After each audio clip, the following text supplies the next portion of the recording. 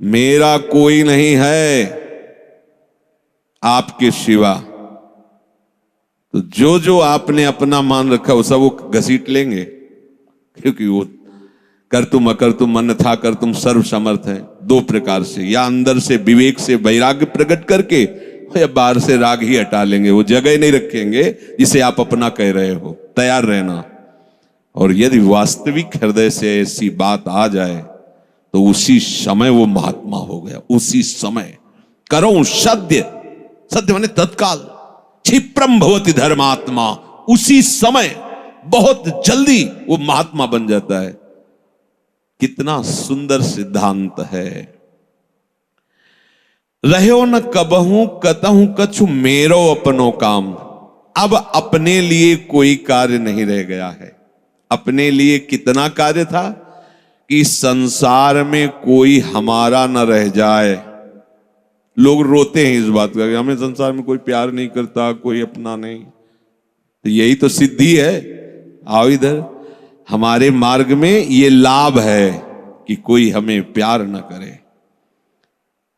भर्तृहरि जी ने भगवान शंकर जब प्रसन्न हुए, प्रकट हुए, तो वरदान मांगा कि कभी कोई सम्मान से मुझे एक टुकड़ा भी न दे, क्योंकि ये सम्मान, ये प्यार प्रभु से विमुख कर देता है। देखो हम जी तुम्हारे बिना जी नहीं सकते, तुम चले गए तो मेरा क्या होगा। अब वो उसकी बात में ही समझो तुम्हें कितना प्यार कर रहा है। वो क्या कह रहा है? तुम चले गए तो मेरा क्या होगा। ये प्यार है। क्या सोच रहा है वो? मेरा क्या होगा। बस पकड़ लो, कोई तुम्हारा नहीं। कोई तुम्हें जो बहुत प्यार करता हो उसकी बात सुनना, उसमें आप अगर विवेक जागृत है तो उसमें गंध मिलेगी केवल स्वार्थ की, केवल स्वार्थ की। कहीं किसी कोने में तुम्हें प्यार नहीं मिलेगा। पूरी प्यार की जो स्वांग भरी वृत्ति है उसमें केवल स्वार्थ नृत्य कर रहा होगा, केवल वासना नृत्य कर रही होगी, केवल कामना का तांडव होगा। बस विवेक से देखना। अगर विवेक नहीं तो सब फंसे हुए तो उसी में है।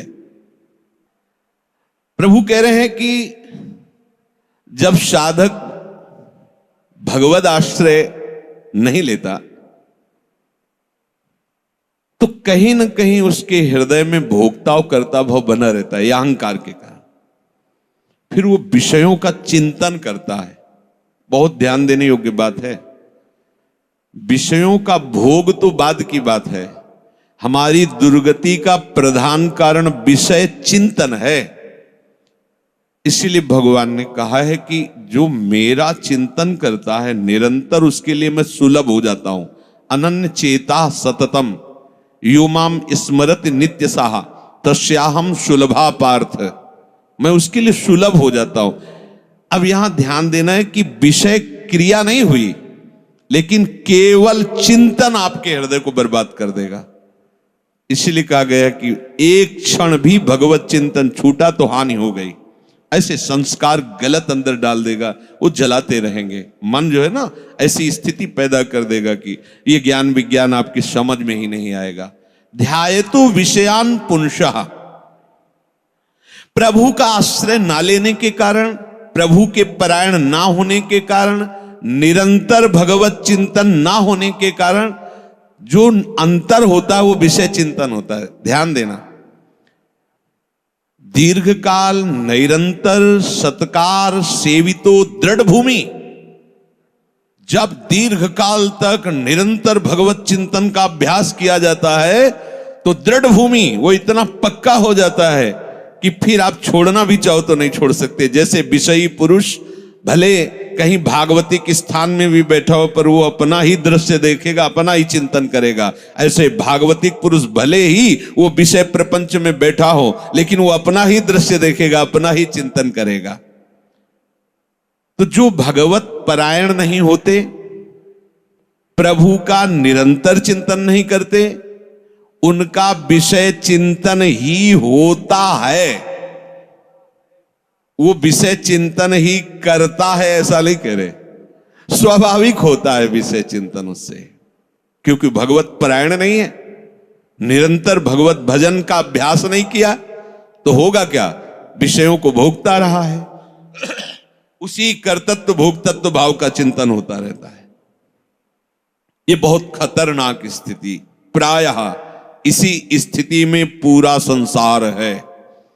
बैठे बैठे बस वही चल रहा है, ये किया वो करूंगा, ऐसा बना लिया वैसा बना लूंगा, अब इतना ऐसा हो जाए फिर वैसा हो, और ये सब का सोचते सोचते काल आ गया, मृत्यु, शरीर छूटा। अब जो सोच रहा था, जो सोचा, उसके परिणाम से दूसरी योनि मिली। बस यही चक्र चल रहा है। जब ये प्रभु का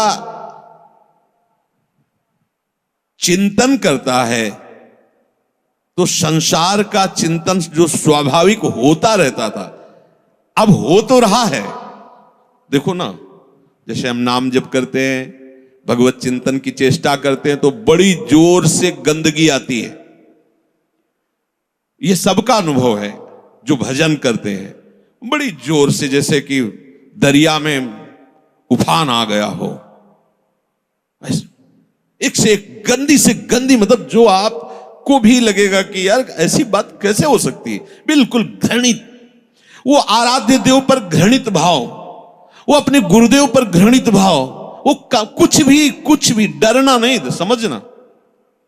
ये आपके, तो आपको लगेगा कि कितना नीच हूं, कितना गंदा हूं, क्या क्या सोच रहा हूं, कैसे, मतलब कुछ नहीं, समझना। बिल्कुल तटस्थ भूमिका होनी चाहिए। मैं थोड़ी सोच रहा हूं ये सब गंदी नाली के कीड़े की तरह मन इंद्रिया भोगों में रहे, अभी गंदगी फेंक रहे, बिल्कुल तटस्थ। अरे मैं प्रियाजू के लिए क्या सोच रहा हूं, मैं लालजू के लिए क्या सोच रहा हूं, और मैं गुरुदेव के लिए क्या, बिल्कुल नहीं। ये बेईमान लोग हैं, ये हमको भयभीत करेंगे, हमारी निष्ठा बिगाड़ेंगे, हमारा भाव बिगाड़ेंगे, बिल्कुल नहीं मानना। ये हम बहुत खूब अनुभूत सोची समझी बात कह रहे, खूब साधकों से मिली हुई बात। ये अपने आराध्य देव पर ही गलत भाव कर लेगा, ये अपने गुरुदेव पर भी गलत भाव कर लेगा। आपको डरना नहीं है, ये किसी भी तरह से आपको हटाना चाहता है। जहां आप भगवत चिंतन में लगे, अब भगवत चिंतन आपके हृदय में आए हुए या बसे हुए या पुराने संस्कार सब मिटाएगा। बिल्कुल आपको चिंता नहीं करनी, बस चलने दो। नाम कीर्तन, नाम जप, मंत्र जप, वाणी चिंतन, चलने दो। सेवा, ये जितनी गंदगी, बस चुप रहो, देखते रहो। उबने की जरूरत नहीं, खिन्न नहीं होना, ना हर्षित होना है। दोनों बात समझ, खिन्न हो गए तो वो टिक जाएगा, ऐसा क्यों नहीं है। उसमें गंदगी जब धुलाई हो रही तो निकलेगी सब बाहर, शांत एकदम। बहुत गंभीर होना चाहिए उपासक, इस स्थिति वाले को एकदम घबराना नहीं चाहिए। वो फिर अच्छी बातें भी डालता है जो संसार में सुखद मानी जाती है, उसमें आपको हर्षित नहीं होना, तटस्थ। यहां तक कि वो भागवतिक बातें भी डालेगा तो आपको भी गंभीर रहना है, क्योंकि वो थोड़ी देर जब समझ गया कि ये भागवतिक बात को सुनता है, तो जहां भागवतिक बात दी आप सुनने लगे, तो अपनी पेशगी कर देगा। आप समझ ही नहीं पाओगे, दस्तखत करवा लेगा। बहुत चतुर है, इसीलिए सबसे बड़ा चतुर सृष्टि में कौन है? रामाय भजते चतुर नर, उसे सुजान कहा गया है, क्योंकि इन सब चतुरों को भी काबू में करने की सामर्थ्य भगवान नाम जापक में है। एक एक हरकत वो मन की देखता रहता है, एक एक हरकत, छोटी सी छोटी उसकी चेष्टा। अच्छा समझ में आ रहा है, ठीक। कुछ नहीं, कोई नहीं बिगाड़ सकता, बस आप झुकना नहीं इस पे। बाहर की बात नहीं कह रहे, यहां की बात। आप उदास मत होना, आप निराश मत होना, और आप इनके आगे झुकना नहीं, दुष्टों के समुदाय के आगे। एक से एक पेशगी देंगे, आपको निराश करने की चेष्टा करेंगे, आपको ऐसा कर देंगे कि लगेगा भी इस भोग के बिना तो हम जी नहीं सकते, अब ये भोग भोग ले, फिर भगवान मिले या ना मिले। झुकना मत इनके आगे। ये दुष्ट प्रवृत्तियां आपको रौंदने की चेष्टा कर, और आप तभी नहीं झुकेंगे जब मत परायणा भगवदास। अगर भगवदास तरेरी तो बातें बोलते रहो, कुछ नहीं होने वाला, वो अपने आप वहीं आपको आकर्षित कर लेंगे। तो जो भगवद आश्रय छोड़ चुका है और संसार का आश्रय लिए है, तो चाहे जितनी चतुराई करे, संसार का ही चिंतन होगा। और संसार का चिंतन है विषयों का चिंतन, और विषयों का चिंतन है दुर्गति। स्पष्ट समझ लीजिए, क्योंकि विषय चिंतन में राग प्रियता आसक्ति पैदा होती है।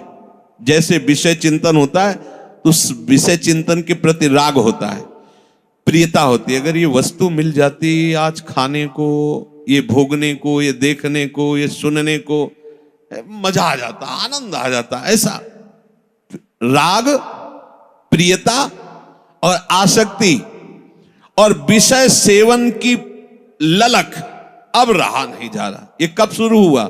विषय चिंतन से। ध्यान रखना, ध्यायतो विषयान पुंसः संगस्तेषुपजायते।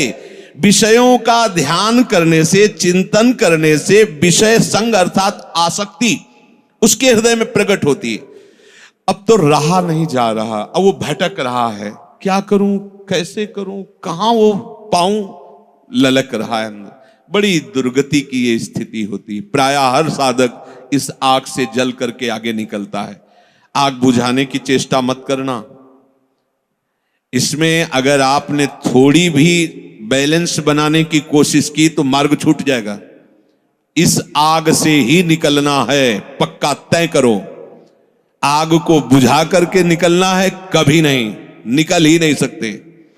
और जब आप इस आग में कूदोगे तो ये आग जलाएगी नहीं, चंदन हो जाएगी। बाहर से तुम्हें लपटें दिखाई देंगी और जब अंदर प्रवेश करोगे कि हे प्रभु आपके लिए मैं जलूंगा, तो कहीं भी धुआं भी प्रवेश नहीं हुआ विभीषण के घर में। पूरी लंका राख हो गई, एक विभीषण कर गृह नाय। पूरा संसार जल रहा है, कामाग्नि, क्रोधाग्नि, लोभ, लेकिन भक्तों के हृदय में उसका धुआं भी प्रवेश नहीं करता, क्योंकि वहां भगवान का आश्रय है। विषयों का सेवन शरीर से भी ज्यादा घातक है मानसिक सेवन। समझना, साधक क्या समझता है कि मैंने कोई क्रिया तो की नहीं, अच्छा बहुत चतुर है, मानसिक पाप लगता नहीं। कलिकर एक पुनीत प्रतापा, मानस पुण्य होए और नहीं पापा, तो बैठे बैठे बस। गलत बात समझिए। शारीरिक सेवन से ज्यादा गंदगी पैदा होती मानसिक चिंतन से। शारीरिक सेवन से उतना सुखासक्ति नहीं पैदा होती जितनी मानसिक चिंतन से। देखना खुद, जब ये मन आपको किसी भोग के लिए आकर्षित कर रहा हो तब देखना कैसा वो सुख देता है, और जब आप उसी भोग को भोग रहे होंगे तब देखना फिर लगता है कि वो तो जो चिंतन में था वो तो समझो शारीरिक क्रिया से ज्यादा घातक मलिनता पैदा करता है मानसिक भोगों का संयोग। उसमें विषयों की विशेष आसक्ति पैदा हो जाती है। वो ऐसी प्रियता होती कि बार बार हृदय को चूर चूर करती रहती है। तब देखो ना संसारिक पुरुषों को, देखो ना, अब वो विषय सेवन करे चाहे ना करे, विषय राग उसका नाश कर चुका। ये बहुत समझने की बात है कि हम किसी से मिलते नहीं, हम किसी से, लेकिन एकांत बैठकर अगर आप मन के साथ विषयों में विचरण कर रहे हैं तो आप में और एक घोर संसारी में कोई अंतर नहीं है। संसारी को तो एक दैन्यता भी रहती कि मैं बड़ा नीच हूं, कामी हूं, और अपने अंदर एक अहंकार रहता कि मैं बैरागी हूं, मैं महात्मा हूं। समझते रहे ना, शरीर से क्रिया नहीं हुई पर मानसिक आप उसका संयोग सुख चिंतन के द्वारा, तो आप बहुत मलिन हो रहे हैं, आप अपना बहुत बुरी तरह से पतन कर रहे हैं। ये भगवत वाणी है। तो होता है ना स्वाभाविक, उसमें हम क्या कर सकते हैं? उसमें नाम जप कर सकते हैं आप, वही तो डिलीट करेगा, चतुराई नहीं। कई बार सत्संग में कहा, कुछ भी चल रहा है अंदर, मन फेंक रहा है, राधा राधा राधा राधा, ये जो आपका राधा राधा चल रहा है ना, एक भी चाल उसकी नहीं चलने देगा। वो चाहे जो विषय सेवन की बात, विषय सुख की, बार बार राधा, तो वो जलाएगा तुमको। बंद करो ये राधा नाम, पहले हम जो पेश कर रहे हैं उसमें तन्मय हो, बस आप छोड़ना नहीं तो हानि हरिवंश के नाम अंतर परे। कहे हनुमंत विपत्ति प्रभु सोई, जब तो सुमिरन यही विपत्ति फंसा देगा। अरे बहुत विचित्र है, ये बहुत विचित्र है। लड़खड़ा कर कदम वहीं खड़े हो जाएंगे जहां चिंतन चल रहा है। बहुत घृणित मन की ये चिंतन वाली वृत्ति आपको क्रिया में उतार देगी, आप रुक नहीं पाएंगे। संगात संजायते कामः, जब आप विषयों का ध्यान दीजिए। ध्यायतो विषयान पुंसः, ये होगा सबके होता है। जब लोग बात अरे हम तो समझते नहीं थे, ये काम ही है, आश्चर्य की बात है, कोई आश्चर्य की बात नहीं। हां ये आश्चर्य की बात की ब्रह्मचारी है, ये आश्चर्य की बात है। ऐसे सृष्टि में और ये ब्रह्मचर्य, अब प्रणाम की बात है, ये आश्चर्य। कामी वो कोई आश्चर्य की बात नहीं, कोई भी हो, यहां से लेकर ऊपर तक ब्रह्मलोक तक कोई भी हो, कहीं भी, इसी का तो शासन है, इसी का तो राज्य है, और सब इसी संकल्प काम से ही पैदा हुए। कोई अगर ये कहे कि सब व्यर्थ की बात है, अगर कोई बचा है तो लाडली लाल के चरणों की ठसक में जो बैठा हुआ उनके चिंतन में है, अब कहीं गुंजाइश ही नहीं कोई। और अगर वो भी थोड़ी देर के लिए भी विषय चिंतन करेगा तो थोड़ी देर के लिए रौंदा जाएगा, ध्यान रखना। इसीलिए है दीर्घकाल निरंतर सत्कार सेवितो, दीर्घ काल तक आदर पूर्वक निरंतर भजन परायण रहो, जगह ही नहीं रह गई, सब डिलीट, सब खत्म हो गया। आप देखना नाच पड़ोगे, जैसे जैसे आपकी निष्कामता बढ़ती जाएगी वैसे वैसे मतवालापन, ऐसा जैसे कोई मदिरा पिए हो और झूमता हुआ चल रहा है, उसको कुछ नजर नहीं आ रहा, ऐसे ही नाम की मादकता जब चढ़ती है, मस्त हो जाओगे। ये बड़े बड़े महात्माओं ने पिया है, इस नाम का रसाशोपान किया है, रूप रसाशोपान किया है। जैसी तरिवंश निकट दासी जन लोचन चसक रसासो घटकत। जब आपका विषय चिंतन चल रहा है, यदि नाम नहीं चल रहा तो खतरे में अपने को डाल रहे हो, और नाम चल रहा है तो तुम्हें परेशान होने की जरूरत नहीं, वो कुछ नहीं कर पाएगा, कुछ नहीं। ये बहुत बड़ा पहरेदार है, आपको गिरने नहीं देगा, उनकी एक भी संस्कार वृत्ति आपके हृदय में बनने नहीं देगा। अपने पास बहुत बड़ा पावर है नाम। इसीलिए तो जो इस रहस्य को समझ जाते हो बलिहारी होते हैं संतों की, गुरुदेव की, कि आपकी कृपा से वो चीज मिली। पायो जी पायो मैंने राम रतन धन पायो। ये नाम ऐसा महामहिम, भगवान को अधीन कर ले, मन की क्या बात है, मन अधीन हो ये क्या बात है। भगवान को अधे सुमिर पवन सुत पावन नामू, अपने बस करी राखे रामू। जब भगवान को अधीन कर लेता है तो ये तो मन की तो बात जाने दो, इंद्रियों की बात जान। पर आप क्या करते हैं, जब विषय चिंतन कर रहे होते हैं तब आप नाम को छोड़ देते हैं। बस ये गलत बात हो गई, अब आप नहीं समझ सकते। और नाम चल रहा है तो याद रखो बिल्कुल कुछ नहीं बिगाड़ सकता है, कुछ भी चिंतन करता रहे, तुम परेशान मत होना, ये अपने आप आपके सामने शरणागत हो जाएगा, मन शरणागत हो जाएगा, अपने आप हो जाएगा। आप जैसा चाहोगे वैसे ही चलेगा, बस नाम न छोड़ना। नाम छोड़ दिया फिर ये बातों से बस में होने वाला नहीं है। बहुत ही ये दुर्जय शत्रु है, मन दुर्जय शत्रु है। नाम की कृपा से जब ये मित्र बन जाता है तो इससे बड़ा सुख देने वाला भी कोई नहीं होता, ये भी बात समझ लेना। और जब नाम नहीं चलता है, विषयों का चिंतन करता है, तो इससे बड़ा दुख देने वाला कोई दुश्मन नहीं है। संगास्तेषु उपजायते, ये मन चिंतन करके विषयों में राग पैदा कर देता है। कैसे वो भोग मिले, अब तो जीवन बेकार लगता है बिना उसके भोगे अब तो। और सही बात, न उसे रात में नींद आती है, न दिन में उसे किसी से मिलना अच्छा लगता है। जैसी प्रेमी की स्थिति होती ना, ऐसे कामी की भी हो जाती है। बस उसको वही बात, कब मिले, कब देखूं, कब भोगूं, बस अंदर जिस विषय में तन्मय हुआ वो इसी विषय के लिए। अब जब वो प्रबल कामना हो जाती है तो कामात क्रोधो भी जायते। यदि कामना की पूर्ति हो गई तो भयंकर दोष पैदा हो गया, लोभ, और भोगूं और मिलूं, कभी एक क्षण के लिए ये भोग हमसे दूर ना हटे। और कहीं प्रतिकूलता पैदा हो गई तो भयंकर दोष पैदा हो गया, क्रोध। दोनों में हानि है। कामना से कभी किसी का कोई मंगल नहीं हुआ है। अगर काम की पूर्ति होती है तो भयंकर लोभ पैदा हो जाएगा। कैसा लोभ पैदा हो जाए, ये ऐसे ऐसे, इतना नहीं, ये शरीर नहीं, वो शरीर, ये वस्तु नहीं, वो वस्तु, बढ़ता चला जाएगा, वो घोर व्यभिचारी हो जाएगा। और अगर प्रतिकूलता हुई तो क्रोध पैदा हो जाएगा। ऐसा क्रोध पैदा हो जाएगा कि जिसको कहता है कि मैं तुम्हें बहुत प्यार करूं, उसी को मार देगा, वो हिंसा कर देगा। ये बिल्कुल समझने की बात है। अगर उसकी कामना भरपूर हो चुकी है, संकल्प बन चुका है और उसकी पूर्ति में बाधा होगी तो भयंकर क्रोध, और क्रोध जहां प्रकट हुआ, कामः क्रोधोद भी जायते क्रोधात् भवति सम्मोह। अब जहां क्रोध प्रकट हुआ, अब उसमें मूढ़ता छा गई। ये करना चाहिए, ये नहीं करना चाहिए, खत्म हो चुका। अब उसमें और पशु में कोई अंतर नहीं है, उसमें और राक्षस में कोई अंतर नहीं। कोई आशा न करे कि जो क्रोध से सम्मूढ़ता को प्राप्त हो चुका है उससे कोई विनय काम करेगी। अब वो राक्षस हो चुका है, उसके सारी प्रवृत्तियों में क्रोध के द्वारा प्रकट की हुई मूढ़ता छा चुकी। अब कुछ भी विवेक काम नहीं कर रहा।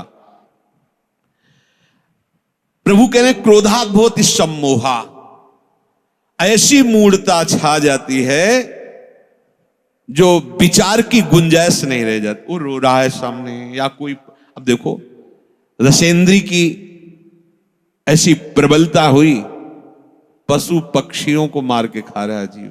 कैसी कैसी, देखो मतलब हमें कोई जरा सा कष्ट दे तो हमें पीड़ा होती है।